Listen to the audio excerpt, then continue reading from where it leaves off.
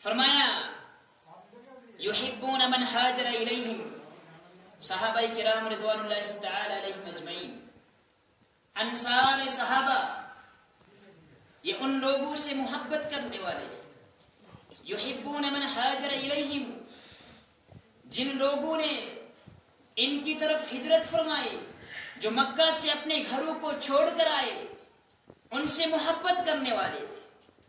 اور یہی بات اللہ رب العالمین نے قرآن کریم کی سورۃ الفتح کے اندر بھی بیان فرمائی، اور اس آیت کا ترجمہ میں نے آپ کے سامنے گزشتہ جمعہ کے اندر رکھا تھا، جہاں پہ اللہ رب العالمین فرماتے ہیں والذین معہ، محمد الرسول اللہ صلی اللہ علیہ وسلم کے ساتھ جو لوگ ہیں، اشداء علی الکفار، یہ کفار کے لیے بڑے سخت ہیں، اسلام کے منکروں کے لیے یہ جماعت بڑی سخت ترین جماعت ہے، رحماء بینہم، لیکن آپس میں ایک دوسرے سے رحم دلی سے پیش آنے والے ہیں۔ اسی پر آج بات ہوگی انشاءاللہ تعالی کہ صحابہ کرام رضی اللہ تعالی علیہم اجمعین آپس میں کس طرح فراخ دلی سے رہتے تھے۔ اور مسلمانوں، اللہ رب العالمین نے اگر کسی قوم کو، کسی جماعت کو ہمارے لیے بطور مثال پیش کیا، کیونکہ آج کے دور کے اندر ہر ایک مفکر، ہر ایک مفسر قرآن کریم کی آیات کی اپنی طرف سے تفسیر کرتا جائے گا، لیکن ان کی تفاسیر قابل قبول نہیں ہے، کیونکہ اللہ رب العالمین نے خود قرآن کریم کے اندر ارشاد فرمایا فَإِنْ آمَنُوا بِمِثْلِ مَا آمَنْتُمْ بِهِ، ایمان کے دعوے دار تو دنیا کے اندر بہت سارے ہیں، قرآن اور اسلام کے ماننے والے تو بہت سارے ہیں، اسلامی لبادہ پہننے والے تو بہت سارے ہیں، لیکن اللہ رب العالمین نے فرمایا او لوگو، اگر تم ہدایت یافتہ ہونا چاہتے ہو، ہدایت اور کامیابی کے راستے کو اپنانا چاہتے ہو، فَإِنْ آمَنُوا، تو تمہارے لیے شرط ہے، فرمایا فَإِنْ آمَنُوا بِمِثْلِ مَا آمَنْتُمْ بِهِ، اگر یہ لوگ بھی اسی طرح سے ایمان لائے جس طرح سے ایمان لایا تھا ابو بکر صدیق رضی اللہ تعالی عنہ نے، عمر ابن الخطاب رضی اللہ تعالی عنہ نے، عثمان ابن عفان رضی اللہ تعالی عنہ نے، علی ابن ابی طالب رضی اللہ تعالی عنہ نے،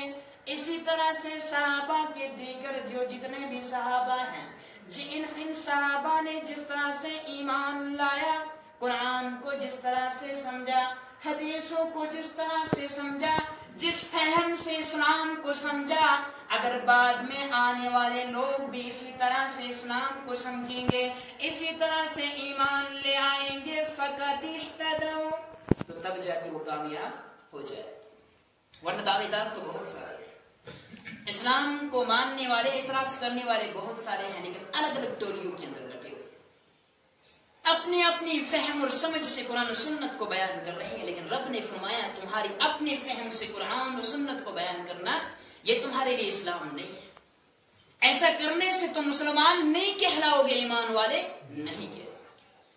اگر حقیقی معنوں میں مسلمان بننا ہے، اسلام لانا ہے، تو تمہیں اسی طرح سے اسلام کو سمجھنا ہوگا جس طرح سے صحابہ کرام رضی اللہ تعالی علیہم اجمعین نے اسلام کو سمجھا۔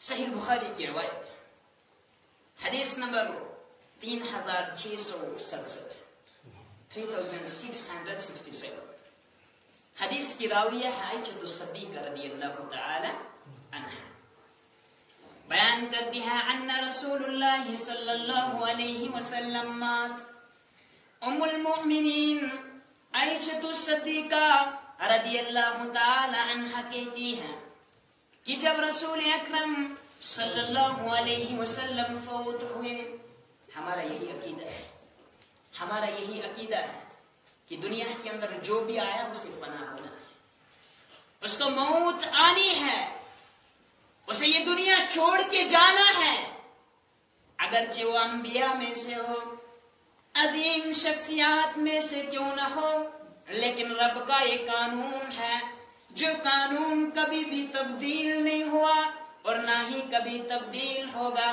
رب نے قرآن کریم کے اندر مختلف جگہوں کے ارشاد فرمایا. اللہ رب العالمین ایک جگہ فرماتے ہیں کل نفس ذائقۃ الموت.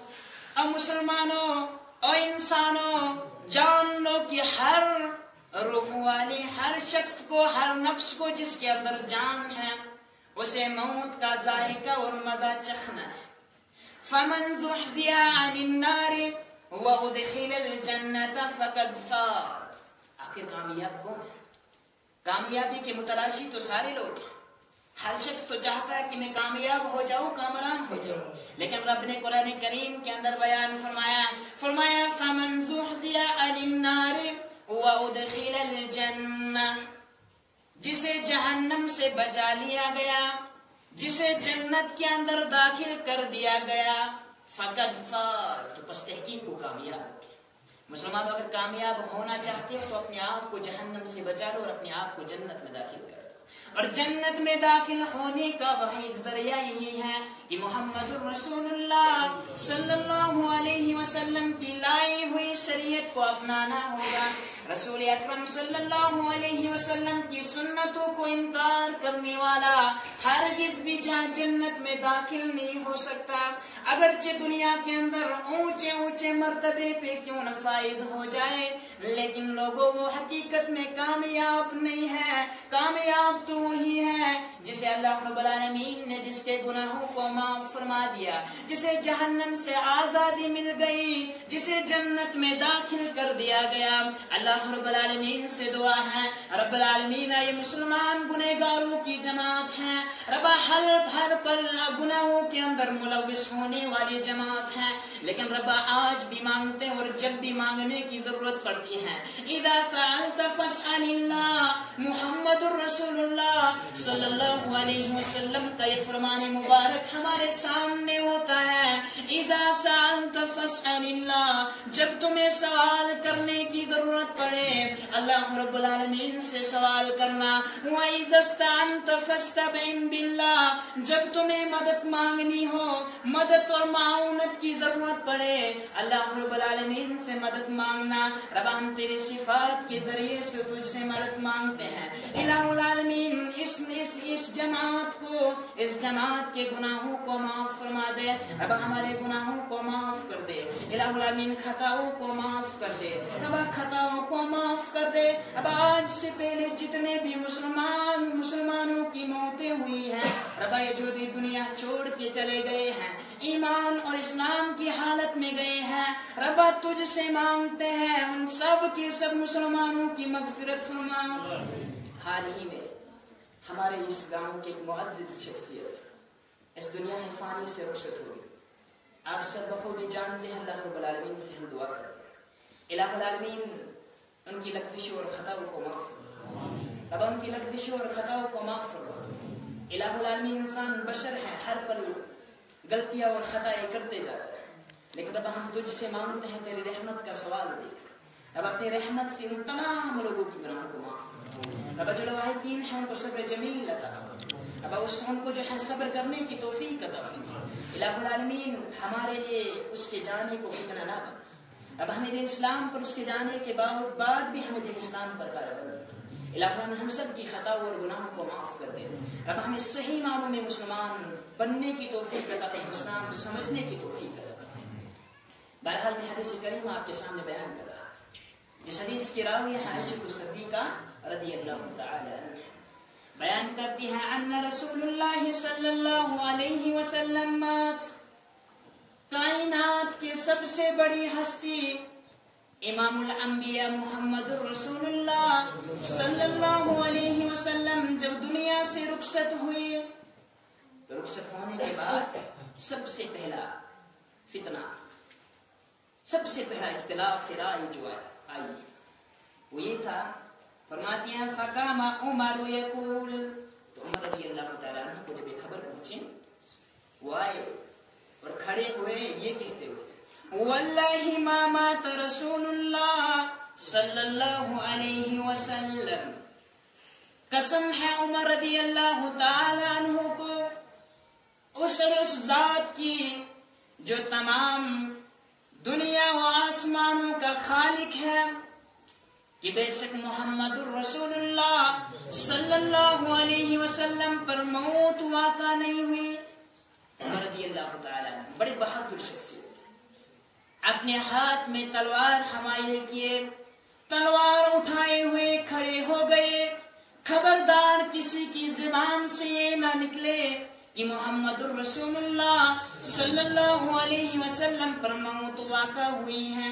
اور یہاں تک کہنے لگے، فرمایا کہ ابھی جب محمد الرسول اللہ صلی اللہ علیہ وسلم کو اللہ رب العالمین اس بیماری سے شفا دے دیں گے، جب محمد الرسول اللہ صلی اللہ علیہ وسلم ہوش میں آ جائیں گے، جن لوگوں کا یہ دعویٰ ہے کہ محمد الرسول اللہ صلی اللہ علیہ وسلم پر موت واقع ہوئی، ان کے ہاتھوں اور پیروں کو کاٹ دیں گے محمد الرسول اللہ صلی اللہ علیہ وسلم. ایسی جماعت کے اندر کس کی جرأت تھی جو کھڑا ہو کر یہ بتاتا کہ رسول اکرم صلی اللہ علیہ وسلم کی ہستی اب اس دنیا فانی میں نہ رہی. اسی وقت حاضر ہوتے ہیں ابو بکر صدیق رضی اللہ تعالی عنہ. کہتے ہیں فجاء ابو بکر رضی اللہ تعالی عنہ فکشف عن رسول اللہ صلی اللہ علیہ وسلم فقبلہ. ابو بکر صدیق رضی اللہ تعالی عنہ آئے، جو جسم پر پردہ ڈالا ہوا تھا محمد رسول اللہ صلی اللہ علیہ وسلم، اس پردے کو ہٹایا اور ماتھے پر بوسہ دیا. ابو بکر صدیق رضی اللہ تعالی عنہ نے محمد رسول اللہ صلی اللہ علیہ وسلم کے چہرہ مبارک پر بوسہ دیا تو ثابت ہوا کہ میت کو انسان بوسہ دے سکتا. اور فرمایا طبت حیا و میتا. رسول اکرم صلی اللہ علیہ وسلم جب دنیا کے اندر تھے، زندہ تھے، تب بھی بہت پاک تھے، اور اب دنیا سے جا چکے ہیں اب بھی بہت پاک ہیں. یعنی ان کے جسم سے اب بھی خوشبو آ رہی ہے، ان کے پسینے سے اب بھی خوشبو آ رہی ہے، ابھی پاک ہے محمد الرسول اللہ صلی اللہ علیہ وسلم. پھر اٹھے اور کھڑے ہو گئے. فرمایا والذی نفسی بیدہ. ابو بکر صدیق رضی اللہ تعالی عنہ کو قسم ہے اس ذات کی جس ذات کے ہاتھ کے اندر جان ہے ابو بکر صدیق رضی اللہ تعالی عنہ کی، لا یذیقک اللہ الموتتین، کہ بے شک اللہ رب العالمین کبھی بھی محمد رسول اللہ صلی اللہ علیہ وسلم پر دو موتیں اکٹھا نہیں کریں گے، دو موتیں اکٹھا نہیں کریں گے. اور پکار کے کہا وہ لوگوں جن کا دعویٰ ہے محمد رسول اللہ صلی اللہ علیہ وسلم زندہ ہے وہ سن لو. اور صحابی حضرت عائشہ صدیقہ رضی اللہ تعالی عنہ بیان کر رہے ہیں اختلاف رائے کبھی کبھار ہو جاتا ہے، لیکن اس اختلاف رائے کا مطلب یہ نہیں ہے کہ آپ اس میں دشمنیاں پیدا ہو جائیں، ایک دوسرے کے خلاف انسان بھڑکنا شروع ہو جائے، ایک دوسرے کے خلاف دل ہمارے جو ہے ان کے اندر کینہ اور بغض جو ہے آ جائے، ہرگز بھی نہیں ہے. ابھی تو عمر بن خطاب رضی اللہ تعالیٰ عنہ تلوار پکڑ کر تھے، کسی کی جرأت نہیں بنتی تھی کہ کوئی کہے کہ محمد الرسول اللہ صلی اللہ علیہ وسلم پر موت واقع ہے. لیکن جب ابو بکر صدیق رضی اللہ تعالیٰ عنہ کھڑے ہوئے، فلما قام ابو بکر صدیق رضی اللہ تعالیٰ عنہ، جب وہ کھڑے ہوئے تو عمر رضی اللہ تعالیٰ عنہ بیٹھ گئے، تلوار چھوڑ دی اور وہ بیٹھ گئے. اور ابو بکر صدیق رضی اللہ تعالیٰ عنہ نے سب سے پہلے اللہ رب العالمین کی حمد و ثنا بیان کی. اور مسلمان کے لیے یہی طریقہ ہے، آپ پڑھنا شروع کریں، پڑھانا شروع کریں، نصیحت دینا شروع کریں، کچھ بھی کام کریں گے تو سب سے پہلے آپ کو اللہ رب العالمین کی حمد و ثنا بیان کرنی ہے، پھر محمد الرسول اللہ صلی اللہ علیہ وسلم پر درود بھیجنا ہے، اس کے بعد آپ اپنا کام شروع کر سکتے ہیں. ایک طالب علم جب یاد کرنے کے لیے بیٹھتا ہے، حفظ کرنے کے لیے بیٹھتا ہے، اس وقت بھی اسے یہی طریقہ اپنانا چاہیے، ہمیشہ یہی طریقہ اپنانا چاہیے. پڑھتے وقت بھی، پڑھاتے وقت بھی، خود کچھ سیکھتے وقت بھی ایسا ہی طریقہ اپنانا چاہیے. یہاں تک کہ جب آپ دعا کریں گے تو دعا میں بھی سب سے پہلے اللہ رب العالمین کی حمد و ثنا بیان کریں، پھر محمد الرسول اللہ صلی اللہ علیہ وسلم پر درود و سلام بھیجیں، اس کے بعد آپ جو چاہے دل میں آئے آپ مانگ سکتے ہیں. فرماتے ہیں ابو بکر صدیق رضی اللہ تعالی عنہ کھڑے ہوئے اور عمر بن خطاب رضی اللہ تعالی عنہ بیٹھ گئے. فرمایا الا من کان یعبد محمدا. ابو بکر بکر صدیق رضی اللہ تعالیٰ عنہ کی کلمات یہ تھے، فرمایا علی من کان یعبد محمدن، ارے لوگو دنیا کے اندر جو محمد الرسول اللہ صلی اللہ علیہ وسلم کو اپنا معبود تصور کیا ہوا تھا، جو محمد الرسول اللہ صلی اللہ علیہ وسلم کو اپنا معبود سمجھتا تھا، یہ محمد الرسول اللہ صلی اللہ علیہ وسلم کی عبادت کرتا تھا، فَإِنَّ مُحَمَّدًا قَدْ مَاتَ، عربی کا یہاں پہ لفظ جو آیا ہے مات فعل ماضی، اس سے پہلے لفظ قد آیا ہے، اور پہلے ماضی سے پہلے عربی کے اندر جب قد آتا ہے تو معنی میں تاکید پیدا ہوتی ہے۔ مات کا مطلب ہے کہ فوت ہوا، موت ہوا کا ہوئی، قد مات بے شک کی موت ہوا کا، اس معنی کو قریب کے لیے کر دیتا ہے، ماضی کا جو معنی ہے وہ قریب کے لیے بیان ہو جاتا ہے۔ فرمایا ان محمد قد مات، ابوبکر صدیق رضی اللہ تعالیٰ عنہ کا یہ عقیدہ ہے، لوگوں جو بھی محمد الرسول اللہ صلی اللہ علیہ وسلم کی عبادت کیا کرتا تھا، جس نے محمد کو اپنا معبود مان لیا تھا، وہ دیکھ لے اور سن لے بے شک کہ محمد الرسول اللہ صلی اللہ علیہ وسلم اب دنیا کے اندر نہیں رہے۔ وَمَنْ كَانَ يَعْبُدُ اللَّهَ، اور جو اللہ رب العالمین کی عبادت کیا کرتا تھا، فَإِنَّ اللَّهَ حَيٌّ لَا يَمُوتُ، بس ایک ہی ذات ہے جو کبھی مرنے والی نہیں ہے۔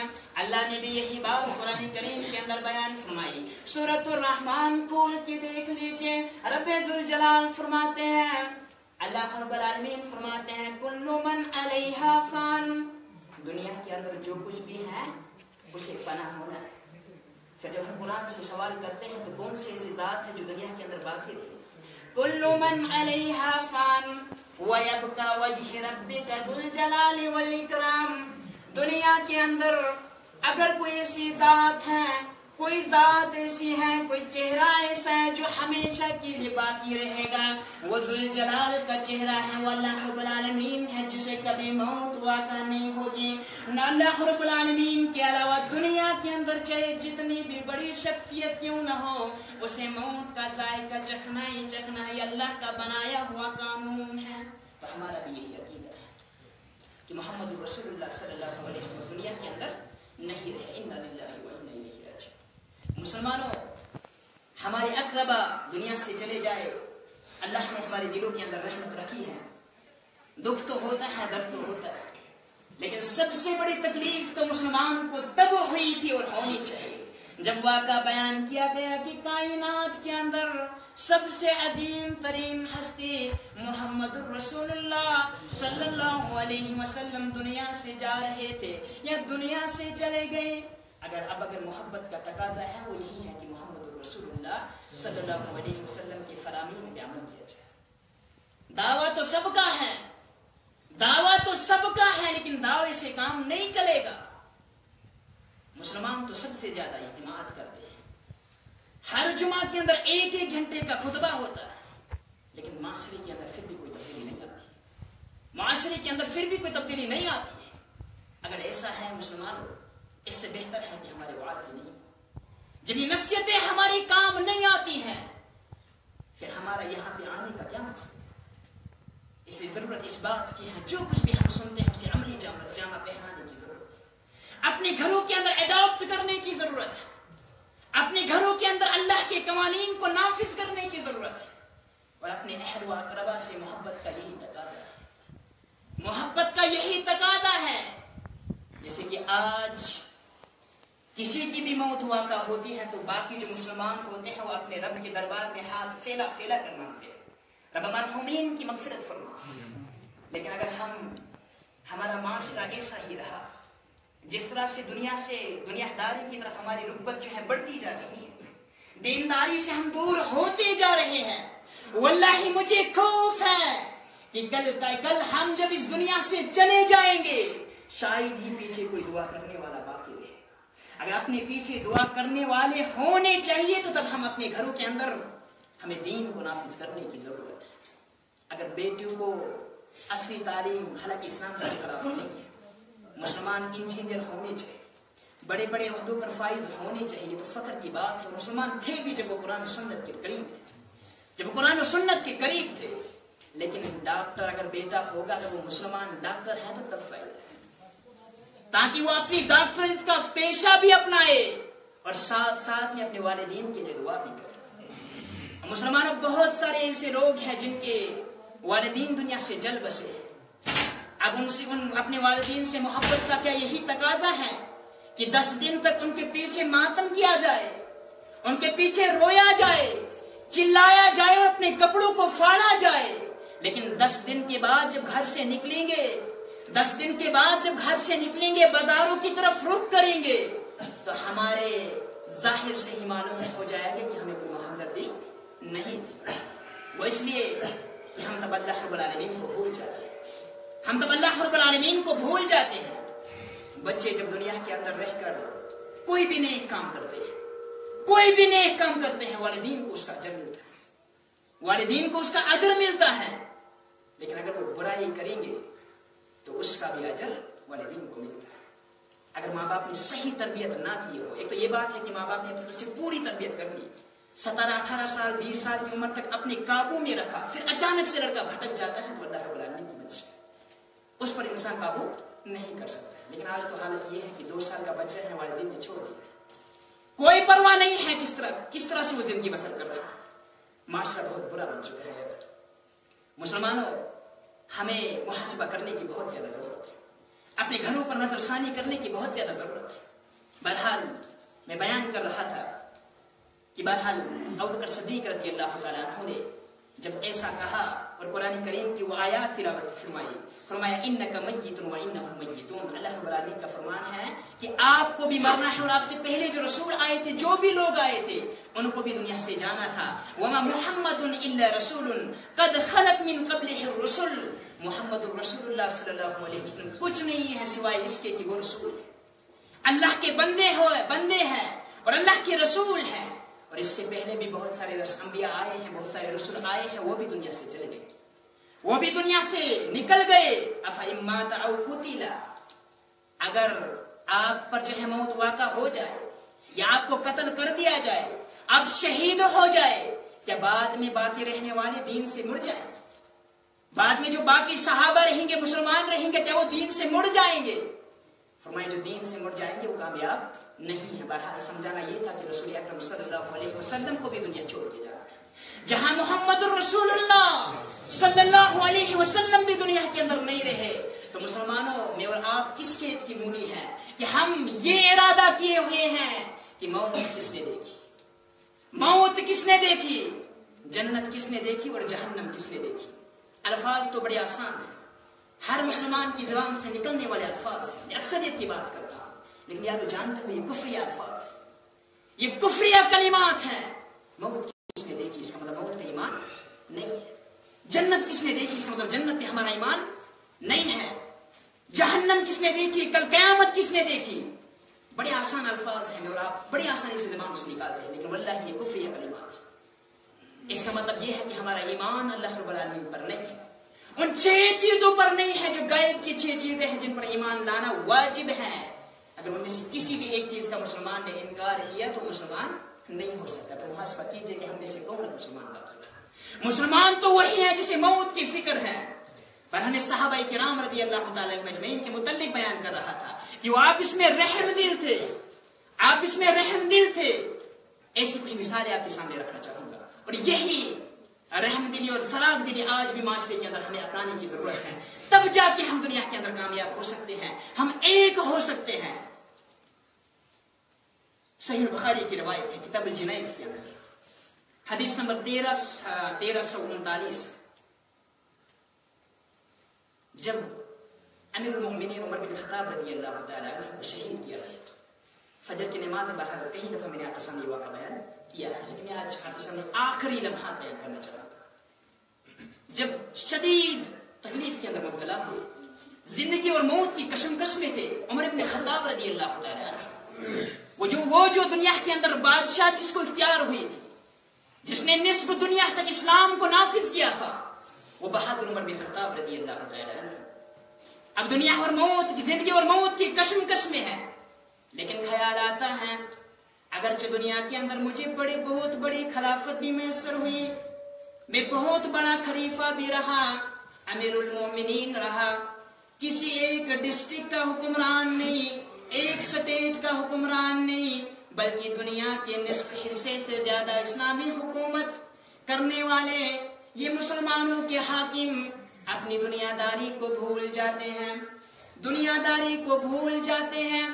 آخر مجھے قبر کے اندر اترنا ہے، مٹی کے اندر جو میرا چھوٹا سا مکان ہے اس کی فکر ہے، تو اپنے بیٹے عبداللہ بن عمر رضی اللہ تعالیٰ عنہ کو پکار کر کہتے ہیں، یا عبداللہ بن عمر رضی اللہ تعالیٰ عنہما اذهب الى ام المؤمنین عائشہ الصدیقہ رضی اللہ تعالیٰ عنہا، اے میرے بیٹے چلے فوراً چلے جاؤ، فوراً چلے جاؤ مومنوں کی ماں عائشہ الصدیقہ رضی اللہ تعالیٰ عنہا کی طرف، فقل یقرأ عمر بن الخطاب رضی اللہ عنہ علیہ السلام، اور عائشہ الصدیقہ رضی اللہ تعالیٰ عنہ کے پاس جاؤ گے، اسی کو کہ عمر بن خطاب رضی اللہ تعالیٰ عنہ نے تمہیں سلام بھیجی ہے، تم پر سلامتی کی دعائیں کرتا ہے۔ تو پتہ یہ چلا کہ مسلمان ایک دوسرے کو سلام بھیج سکتے ہیں، جیسا کہ آج بھی ہم دیتے ہیں، جب ہمارا کوئی رشتہ دار ہمارے گھر آتا ہے کہتے ہیں کہ واپسی پر باقی کو سلام کہہ دیتا ہے، لیکن بہت سارے مسلمان اس کے جواب نہیں کہتے ہیں۔ اگر دیکھوں گا کسی سے کہ آپ فلاں شخص کو میری طرف سے سلام کہنا، وہ کہتے ہیں وعلیکم السلام ورحمۃ اللہ وبرکاتہ، آپ پر بھی سلامتی ہو، ٹھیک ہے یہ بھی کافی ہے، لیکن صحیح جواب یہ ہے، آپ اس طرح جواب دیجیے علیک وعلیہم السلام ورحمۃ اللہ وبرکاتہ، آپ پر بھی اور ان پر بھی جن کے لیے آپ نے سلام بھیجی ان پر اللہ کی رحمت برکت اور اللہ کی سلامتی ہو۔ تو اتنا سا آپ یاد رکھ لیجیے، جب بھی جواب دینا ہوگا کسی دوسرے کے لیے آپ کہیں گے علیک وعلیہم السلام ورحمۃ اللہ وبرکاتہ۔ تو فرمایا کہ جب آپ وہاں پہ پہنچیں گے تو اس وقت آپ عائشہ صدیقہ رضی اللہ تعالیٰ عنہ کو کہنا کہ عمر بن خطاب رضی اللہ تعالیٰ عنہ زندگی اور موت کی کشمکش میں ہے، لیکن اس وقت بھی تمہیں سلام بھیج رہے ہیں۔ تو پتہ یہ چلا کہ اہل بیت اور خلفائے راشدین تھے جو کہ اہل بیت سے تعلق نہیں رکھتے تھے، لیکن ان کی محبت آپس میں پھر بھی تھی۔ یہ بعد میں آنے والے مسلمانوں نے ان کے درمیان جھوٹی موٹی ناچاکیاں پیدا کر دی، لوگوں کے سامنے بیان کر رہے ہیں، بڑے بڑے علماء کرام بھی جن کا بہت اونچا مرتبہ ہے، لیکن آج وہ صحابہ پر اپنی زبانوں کو کھولتے اور بھوکتے جا رہے ہیں۔ مسلمانوں ہمیں اپنا عقیدہ صحیح کرنے کی ضرورت ہے۔ صحابہ کے متعلق قرآن نے بیان فرمایا رحماء بینہم، وہ آپس میں ایک دوسرے کے ساتھ رحم دل تھے۔ تو بہرحال پھر فرمایا، کہا ثم صلح، اس کے بعد اس سے سوال کرنا۔ صحیح بخاری کی روایت ہے ان ادفن مع صاحبی، کہ عمر بن خطاب رضی اللہ تعالیٰ عنہ کی آخری خواہش اگر ہے تو وہ یہی ہے، عائشہ الصدیقہ رضی اللہ تعالیٰ عنہ سے اجازت لے لو کہ عمر بن خطاب رضی اللہ تعالیٰ عنہ اپنے دو صاحب محمد رسول اللہ صلی اللہ علیہ وسلم اور ابوبکر صدیق رضی اللہ تعالیٰ عنہ کے پاس جو ایک قبر کی جگہ بچی ہے، جو زمین چھوٹی سی بچی ہے، وہ زمین عمر بن خطاب رضی اللہ تعالیٰ عنہ کی قبر کے لیے جو ہے وقف کر دی جائے۔ تو عائشہ صدیقہ رضی اللہ تعالیٰ عنہ کا جواب کیا تھا؟ فرمایا قالت کنت اریدہ لنفسی، میرا ارادہ اپنا تھا کہ مجھے اس جگہ پہ دفن کیا جائے۔ ارے کون خوش قسمت ہوگا جسے دفنایا بھی جائے محمد الرسول اللہ صلی اللہ علیہ وسلم کی دائیں یا بائیں جائے۔ اور عائشہ صدیقہ رضی اللہ تعالی عنہا کا ہی وہ حجرہ تھا جہاں پہ محمد الرسول اللہ صلی اللہ علیہ وسلم کو دفنایا گیا۔ پھر تھوڑی سی جو جگہ باقی تھی ابوبکر صدیق رضی اللہ تعالی عنہ کو دفنایا گیا۔ اب اپنی لیے جگہ بچائی تھی، اپنے لیے جگہ رکھی تھی عائشہ صدیقہ رضی اللہ تعالی عنہا نے۔ تو قرآن نے بیان کیا کہ صحابہ ایسے تھے وَلَوْ كَانَ بِهِ خَاصٌ وَيُؤْثِرُونَ عَلَىٰ أَنفُسِهِمْ، وہ آپس میں ایک دوسرے کو ترجیح دینے والے تھے۔ اگر وہ چیزیں جن کی ان کو حاجت بھی ہوتی لیکن وہ چیزیں بھی دوسروں کے لیے دے دیا کرتے، تو دوسروں کو دے دیا کرتے۔ بہت بڑی قربانی دی تھی عائشہ صدیقہ رضی اللہ تعالیٰ عنہ نے۔ کہا میرا ارادہ تھا کہ میری خود مجھے یہاں پہ اس جگہ پہ دفنایا جائے، لیکن میں آج اپنے ارادے کو تبدیل کرتی ہوں اور میں ترجیح دیتی ہوں عمر بن خطاب رضی اللہ تعالیٰ عنہ پر، کہ عمر بن خطاب رضی اللہ تعالیٰ عنہ کو اجازت مل گئی۔ جب عبداللہ بن عمر واپس آئے اور امیر المؤمنین عمر بن خطاب رضی اللہ تعالیٰ عنہ کے پاس پہنچے، فرمایا ما یدیکا मा लदैका, आप कौन खबर लेकर आए हो? फरमाया इस्ताज़नत लका या अमीरुल मोमिनीन, ए अमीरुल मोमिनीन, आयशा सिद्दीक़ा रज़ियल्लाहु ताला अन्हा ने आपको इजाजत दे दी है। इजाजत मिल चुकी है, बहुत खुश हुई, लेकिन उसके बावजूद भी कहा कि जब मैं दुनिया से चले जाऊं, मेरा जनाजा तुम यहाँ से लेकर जाओगे, उस वक्त भी मेरा जनाजा तब तक हुजरे के अंदर दाखिल नहीं करना जब तक आयशा सिद्दीक़ा रज़ियल्लाहु ताला अन्हा से दूसरी मर्तबा सवाल कर लोगे। जब दूसरी मर्तबा फिर अगर उस वक्त भी वो इजाजत दे देगी तो तब जाके मुझे वहां पे दफनाना, वरना मुझे मुसलमानों के कब्रिस्तान के अंदर दाखिल करना। यहीं पे मैं जिक्र बात करना चाहूंगा।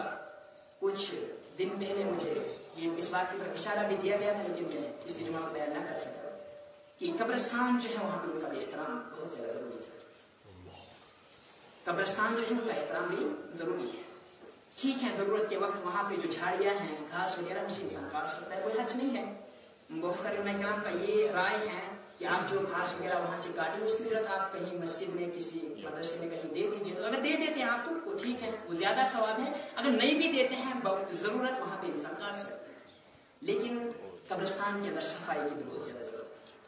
अब वहीं पे गंदगी डाली जाए, गोबर गलाजत वगैरह डाली जाए, ये सब कुछ जायज नहीं है। आज तो हालत यहाँ तक हो चुकी है। यहाँ जब हम सहाबा की जिंदगी पर नजर दौड़ाते हैं, उस्मान बिन अफ़्फ़ान थे, हज़रत उस्मान रज़ियल्लाहु ताला अन्हु, वो जब भी कब्र का नाम सुनते तो उनकी आंखों से आशिकबाजी जो है, आंखों से आंसू जारी हो जाते। और सहाबा सवाल करते, ए अमीरुल मोमिनीन, जब आपके सामने जन्नत और जहन्नम का बयान होता है, आप इतना नहीं रोते हैं, इतना नहीं रोते हैं, लेकिन जब कब्र की बात आती है तो आप इतना क्यों रोते हैं? फरमाए, लोगों तुम नहीं जानते हो, क्या तुम नहीं जानते हो, इन्नल क़ब्र मंजिलुम मिन मनाजिलिल आखिरा, आखिरत की मंजिलों में से एक मंजिल कब्र है। फरमाया फमन नजहा, जो कब्र के अंदर कामयाब हो गया वो तो आखिरत की तमाम मंजिलों के अंदर कामयाब हो जाएगा। लिहाजा कब्रों का एहतराम करना और इस कब्र के लिए तैयारी करनी है। मुसलमान वही है जो अपनी आखिरत को याद रखता है, वरना दुनिया की चंद ख्वाहिशात के लिए आखिरत को भुला देने वाले मुसलमान नहीं हो सकते। और मुसलमानों, और नबी अकरम सल्लल्लाहु अलैहि वसल्लम ने फरमाया कि कयामत के रोज इबादत के अंदर सबसे पहले जिसका हिसाब होगा वो नमाज है। और मैं आपके सामने बयान कर रहा था कि स्वाली औलाद वो है जो अपने वालिदैन के लिए दुआ करती है। असलाफ में से किसी से सवाल किया गया, पूछा गया कि मन औलाद स्वालिह, मन वलद स्वालिह, कि स्वालिया लड़का कौन होता है, उसकी कुछ सिफात बयान कर दीजिए। उसने क्या कहा, स्वालिया लड़का वो है जो अपने वालिदैन के लिए दुआ करता है। आप अपने अंदर खुद मुहासबा कर सकते हैं। अगर आपके हाथ उठते हैं जब दुआ के लिए, अगर आप अपने माँ बाप के लिए दुआ करते तो आप नेक हैं, स्वालिया है। अगर ऐसा नहीं करते तो आप स्वालिया और नेक नहीं है। और दलील दी थी उन्होंने, कहा अल्लाह के नबी ने फरमाया सल्लल्लाहु अलैहि वसल्लम, वलदुन स्वालिहुन अयदउ लहु, वो स्वालिया नेक लड़का जो उनके लिए दुआ करता है। वो है कि नेक लड़का वो है जो अपने वालिदैन के लिए दुआ करता है, जो अपने वालिदैन के लिए दुआ नहीं करता है वो नेक नहीं है। अब बच्चे ऐसे हो जो नमाज ही ना पढ़ते हो, जो नमाज ना पढ़ते हो, क्या दुआ करे? अरे हफ्ते के अंदर नमाज पढ़ने वालों, सिर्फ ईद की नमाज पढ़ने वालों, सिर्फ नमाज जनाजा के लिए नमाज जनाजा के अंदर शिरकत करने वालों, जान लो कल कयामत के रोज सबसे पहले जो इबादत में जिसका हिसाब होगा वो नमाज। इन्ना अव्वलु, सबसे पहली इबादत के अंदर जिसका हिसाब होगा वो नमाज है, अस्सलाह है। लेकिन आज मुसलमानों की अक्सरियत नमाज से गाफिल है। और फिर भी हमारा दावा है कि मुसलमान, वल्लाही अगर किसी भी मकतबा फिक्र से हम ताल्लुक रखते हैं, चाहे कोई हनफी हो, कोई शाफई हो, कोई अपने आप को अहल हदीस कहलाने वाला हो, तब तक हनफी नहीं बन सकता, तब तक अहल हदीस हो ही नहीं सकता, शाफई हो ही नहीं सकता, मालिकी हो ही नहीं सकता, जब तक वो नमाज अदा करने वाला नहीं हो। अरे किस मजहब ने नमाज छोड़ने की इजाजत दी है? किस मजहब ने बिदात और खराफात को अपनाने की इजाजत दी है? हम नमाज जनाजा के अंदर मुसलमान की बहुत बड़ी कसरत हुई, लेकिन फजर में वो तादाद नहीं दिखती है, जोहर में वो तादाद नहीं दिखती है, जुमा के दिन जो तादाद है वो फजर में तादाद नहीं होती है। बहरहाल मुसलमान वही है जिसको अपनी आखिरत की फिक्र है। तो मैं बयान कर रहा था कि सहाबा की आपस में कितनी ज्यादा मोहब्बत थी, कितनी ज्यादा मोहब्बत थी। صحیح بخاری کتاب التفسیر کے اندر سورۃ الحشر کی آیت کریمہ جو میں نے آپ کے سامنے تلاوت فرمائی اسی کی تفسیر میں بیان کرتے ہیں. ابو ہریرہ رضی اللہ تعالیٰ عنہ حدیث کے راوی ہیں. ایک روایت کے اندر آتا ہے کہ خود ہی وہ رسول اکرم صلی اللہ علیہ وسلم کے پاس حاضر ہوتے ہیں. لیکن جو میں روایت بیان کر رہا ہوں اس میں یہ کہتے ہیں کہ کوئی ایک شخص آیا اور رسول اکرم صلی اللہ علیہ وسلم سے پوچھنے لگا, یا رسول اللہ صلی اللہ علیہ وسلم, بڑی بھوک لگی ہے, بڑی پیاس لگی ہے, بڑے دنوں سے بھوکا ہوں, میرے لیے کچھ کھانے پینے کا انتظام کیجئے. رسول اکرم صلی اللہ علیہ وسلم نے اپنے گھر کی طرف ایک شخص کو بھیجا, جاؤ پتا کر کے آؤ, گھر میں کچھ اگر کھانے کے لیے ہو تو میں اس مہمان کو کھلا دوں گا. لیکن رسول اکرم صلی اللہ علیہ وسلم کے سارے حجروں کے اندر, ان کی ازواج کے امہات المومنین کے سارے حجروں کے اندر تلاشی لی گئی, پانی کے سوا وہاں پہ کچھ نہیں ملا. کیا ایسی بھی زندگیاں کبھی ہم نے بسر کی ہے؟ کہنے اور سننے میں بڑی آسان بات ہے. آج ہے کوئی ایسا مسلمان جو اپنے آپ کو بالکل سب سے کمزور ترین سمجھتا ہے؟ ہماری تو دعوے یہی ہے کہ اللہ نے ہمیں کچھ نہیں دیا ہے, ناشکرے بن چکے ہیں. ایسا مسلمان ہے جس کے گھر میں پانی کے علاوہ کچھ اور نہ ہو. ارے ہمارے پاس تو 6 مہینے تک کی راشن ذخیرہ کی ہوئی, اور پھر بھی ہماری ناشکری ہے. یہاں تو محمد رسول اللہ صلی اللہ علیہ وسلم 2 جہاں کی بادشاہ ہے, لیکن کسی بھی حجرے کے اندر پانی کے علاوہ کچھ اور نہیں ہے. تو پھر بیان کیا رسول اکرم صلی اللہ علیہ وسلم نے اپنے صحابہ سے پوچھا, اے میرے صحابہ, اے میرے جانشین, کیا تم میں سے کوئی ایسا ہے جو کہ اس میرے مہمان کی مہمان نوازی کرے؟ صحابہ میں سے ایک صحابی ابو طلحہ رضی اللہ تعالیٰ عنہ کھڑے ہو جاتے ہیں, لیکن ان کو بھی معلوم نہیں ہے کہ گھر پہ کچھ ہے یا نہیں ہے. بہرحال اتنی سی خواہش تھی کہ رسول اکرم صلی اللہ علیہ وسلم کا مہمان, میں اسے لے جاؤں گا. کہا یا رسول اللہ صلی اللہ علیہ وسلم, اس کار خیر میں آگے بڑھنے کی مہلت آج مجھے ہی دیجئے. اپنے اس مہمان کو آج میرے ساتھ بھیج دیجئے. جانتے ہو ابو طلحہ کون تھے؟ پہلے جب مسلمان نہیں ہوئے تھے بہت بڑے مالدار, عرب کے اندر مشہور اور مایہ ناز شخصیت, مالی اعتبار سے بڑے مشہور تھے. ام سلیم جو بیوہ ہو گئی, بڑی نیک خاتون تھی. ابو طلحہ کے لیے بڑی خواتین ترس رہی تھی, کاش کہ ابو طلحہ ہمیں نکاح کا پیغام دے. لیکن یہ جاتے ہیں ام سلیم کے پاس رضی اللہ تعالیٰ عنہ. ابو طلحہ کو نکاح کی حاجت, کیا آپ نکاح کے لیے تیار ہیں؟ ام سلیم نے جواب دیا, ارے میں کیسے آپ کے ساتھ نکاح کروں؟ اگرچہ آپ دنیا کے اندر بہت بڑے مالدار ہیں, لیکن میں جس اللہ کی عبادت کرتی ہوں تو اس رب کا مخالف ہے. میں جس نبی سے محبت کرنے والی, جس نبی کو اپنا رہبر و رہنما تسلیم کرنے والی, تو اس نبی کو گالی دینے والا ہے. تیری دولت میرے کچھ کام نہیں آ سکتی. اگرچہ باقی عورتیں ترس رہی ہیں کہ ابو طلحہ سے نکاح کرے, لیکن مجھے آپ کا نکاح کا یہ پیغام منظور نہیں ہے. فرمایا تو کیسے ہو سکتا ہے؟ تو اگر آپ مجھ سے نکاح کرنا چاہتے ہو تو تمہیں کفر سے نکل کر اسلام میں داخل ہونا. بہرحال انہوں نے اسلام قبول کر لیا. ابو طلحہ کے پاس کیا نہیں تھا جو مہر میں دے. اسلام نے حق رکھا ہے ایک عورت کا کہ اسے مہر میں کچھ نہ کچھ دیا جائے. کہا آپ مہر میں کیا مانگنا چاہتے؟ ام سلیم نے جواب دیا, ابو طلحہ تیرے مال کی مجھے حاجت نہیں, تیری دولت کی مجھے ضرورت نہیں, میرے لیے تو مہر یہی ہے, آپ نے جو کلمہ پڑھا اشہد ان لا الہ الا اللہ, آپ کا کلمہ پڑھنا ہی میرے لیے مہر ہے. جہاں پہ اس اخلاص کے ساتھ سارے معاملات کو درست کیا جائے, نکاح اس کی اتنی جو ہے بابرکتی کے ساتھ, اس اخلاص کے ساتھ جس کا نکاح ہوا ہو, کتنے خوش قسمت ہیں, کس قدر ایمان تھا ان کے اندر. بہرحال یہی دو ہیں. ابو طلحہ اور ام سلیم گھر جاتے ہیں, اپنی بیوی سے کہتے ہیں, ام سلیم رضی اللہ عنہ, میں آج آپ کے پاس رسول اکرم صلی اللہ علیہ وسلم کا مہمان لے کر آیا, خبردار کچھ بھی بچانا نہیں, جو کچھ ہے وہ پیش کر دو. لیکن فرمایا واللہ, ام سلیم رضی اللہ تعالیٰ عنہ کو اللہ رب العالمین کی قسم ہے, گھر میں کھانے پینے کے لیے کچھ نہیں ہے. فرمایا گھر میں کچھ بھی نہیں ہے، ما عندی الا قوت الصبیہ، صرف تھوڑا سا کھانا بچا ہے جو میں نے بچوں کے لیے رکھا ہے۔ تو فرمایا کیا بنے گا؟ رسول اکرم صلی اللہ علیہ وسلم کا مہمان، تھوڑا سا کھانا ہے جو بچوں کے لیے رکھا ہے۔ فرمایا جب بچوں کو بھوک لگے گی تو انہیں سلا دینا، انہیں بہلا دینا۔ لیکن فرمایا جب ہم مہمان کے سامنے کھانا لے کر جائیں گے، ہم خود بھی تو کچھ کھانے چاہیے، ورنہ مہمان تو کھانا نہیں کھائے گا۔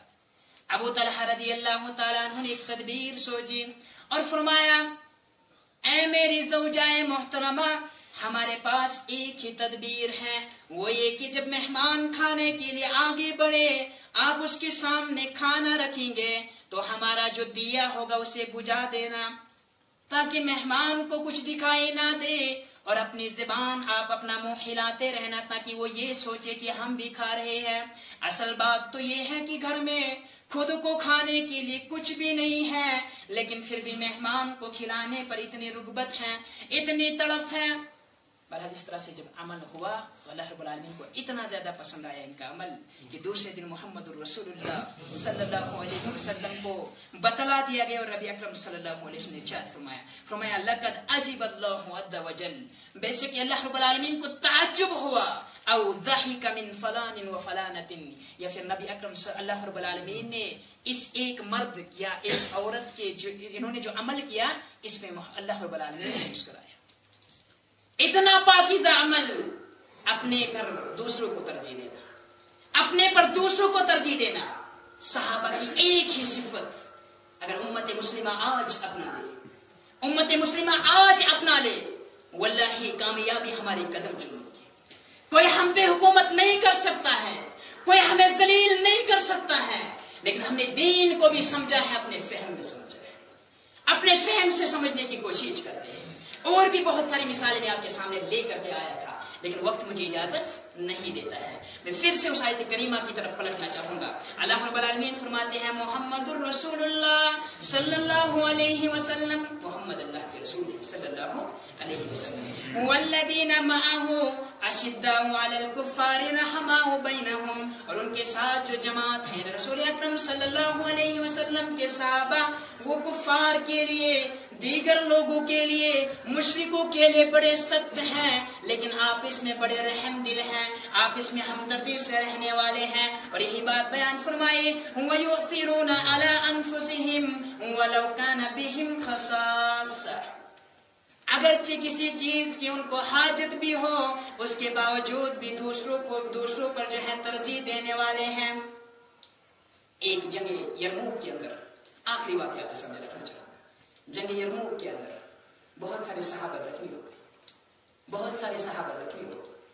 زخمی صحابہ میں سے شدید پیاس لگتی ہے، زخمی صحابہ کو شدید پیاس لگتی ہے، ریتلی زمین ہے، سورج بھی دوپہر کا وقت ہے، سورج بھی اپنی گرمائش جو ہے بہت تیزی سے ڈال رہا ہے، زخمی صحابی کو پیاس لگتی ہے، چلا کر کہتا ہے ارے پانی پلاؤ۔ باقی صحابی میں سے ایک شخص جاتا ہے پانی لے کر اپنے بھائی کو پانی پلانے کے لیے، لیکن جو ہی گلاس منہ کے نزدیک پہنچتا ہے، ساتھ والا صحابی کے منہ سے بھی نکل جاتا ہے پانی، کہتا ہے کہ مجھ سے زیادہ حاجت اس کو ہے، اس کو پانی پلا دیجیے۔ وہ صحابی لے جاتا ہے پانی کا گلاس لے کر، برتن لے کر دوسرے صحابی کے پاس جاتا ہے، اس کے پڑوس میں بھی دوسرا صحابی ہے، وہ یہ کہتا ہے کہ مجھ سے پہلے گرنے والا میں نہیں بلکہ میرا ساتھی ہے، اس کو پانی پلائے۔ تیسرے کے پاس، چوتھے کے پاس، پانچویں کے پاس، اس طرح سے بہت سارے زخمی صحابہ تک پانی کا گلاس لیا گیا، لیکن آپس میں وہ خود سے زیادہ دوسروں پر ترجیح دینے والے تھے، کسی نے بھی پانی نہیں پیا۔ جب واپس اس پہلے صحابی کی طرف آتے ہیں، انا للہ و انا الیہ راجعون، وہاں سے بڑھتے ہیں دوسرے صحابی کی طرف، انا للہ و انا الیہ راجعون۔ یہ صحابہ کا کردار تھا، اسی وجہ سے اللہ رب العالمین نے ان کو کامیاب کیا تھا۔ مسلمانوں اگر آج بھی ہم ان کی اسی ایک صفت کو اپنا لیں گے، آپ اس میں ایک دوسرے کے ہمدرد اور خیر خواہ بن جائیں گے۔ اگرچہ آپ اس میں ہم اختلاف رائے بھی ہو، کسی معاملے کے اندر اختلاف بھی ہو، اس اختلاف کو گھر تک محدود رکھو، لیکن اسلام نے ہمیں جو اخوت عطا کی ہے وہ اسلام کی وجہ سے ہمیں ملی ہے، وہ ایمان کا رشتہ ہے ہمارے درمیان، مومن مومن کا بھائی ہے، مسلمان مسلمان کا بھائی ہے، اس بھائی چارے کو ہمیں ہمیشہ کے لیے قائم رکھنا ہوگا۔ اللہ رب العالمین سے دعا ہے الہ الا ہمارے گناہوں کو معاف فرما، اب آپ اس میں محبت اور محبت سے رہنے کی توفیق عطا فرما، اب ہمارے دلوں کو پاک و صاف کر دے۔ اب جتنے بھی لوگوں کی آج تک موت ہوئی ہے، اب حال ہی میں جو اس گاؤں سے ایک معزز شخص جو تیرے دربار کی طرف روانہ ہوئے، اب تجھ سے مانگتے الہ العالمین اس کے گناہوں کو معاف فرما، اب اس کی خطاؤں کو معاف فرما۔ اب کل ہم بھی اس دنیا کو چھوڑ کے جائیں گے، ہم اپنے لیے بھی مانگتے ہمارے گناہوں کو بھی معاف فرما، ہماری خطاؤں کو بھی معاف فرما، بلواحقین کو صبر جمیل عطا فرما، اب صبر کرنے کی توفیق عطا فرما، اب سب کی خطاؤں کو معاف فرما، ماں باپ کی خدمت کرنے کی توفیق عطا فرما۔ اللہ نے بزرگوں کے ساتھ نرم دلی کے ساتھ پیش آنے کی توفیق عطا فرما، اللہ نماز پڑھنے کی توفیق عطا فرما، اسلام پر کاربند رکھ، ایمان کی حالت میں ہمیں زندہ رکھ، الہ العالمین اسلام سمجھنے کی توفیق عطا فرما، اب فہم سلف پر اسلام سمجھنے کی توفیق عطا فرما، بس صحیح معنوں میں مسلمان بنا دے۔ اب جو بیمار ہیں ہسپتالوں کے اندر، گھروں کے اندر، الہ العالمین بیماروں کو شفا کاملہ اور شفا عاجلہ عطا فرما، اب جو پریشان حال ہے ان کی پریشانیوں کو دور فرما، اب جو بھی پریشانی جس کی ہر بس سب کی